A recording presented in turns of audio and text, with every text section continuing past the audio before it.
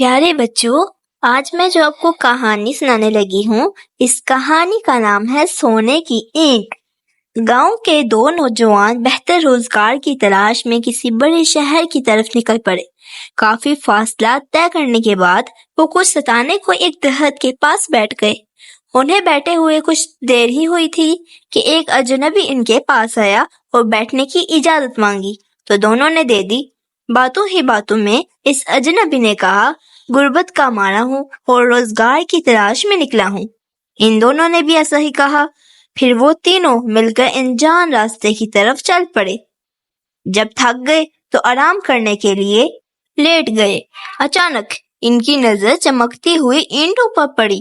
قریب جا کر دیکھا تو وہ سونے کی اینٹیں تھیں۔ بہت خوش ہوئے۔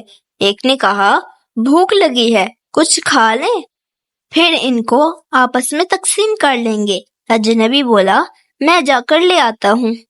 یہ کہہ کر چل پڑا۔ اس کے جانے کے بعد دونوں کی نیت میں کھوٹ آ گیا۔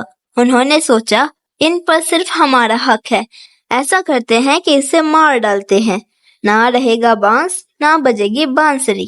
دونوں اس بات پر متفق ہو گئے اور اس کا انتظار کرنے لگے۔ ادھر وہ اجنبی جنگل سے نکل کر ایک قصبے میں گیا اور وہاں سے کھانا لیا۔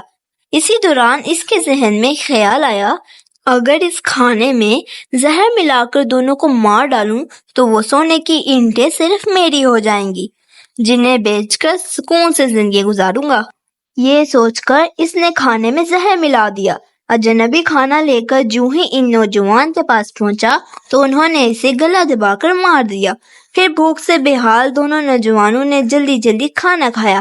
اس کے بعد دونوں خوشی سے سرشار اینٹیں اٹھانے چکے ہی تھے کہ زہر نے اپنا اثر دکھایا۔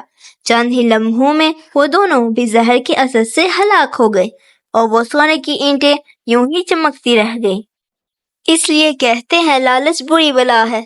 سونے کی اینٹوں کی لالچ نے تینوں کی جان لے لی۔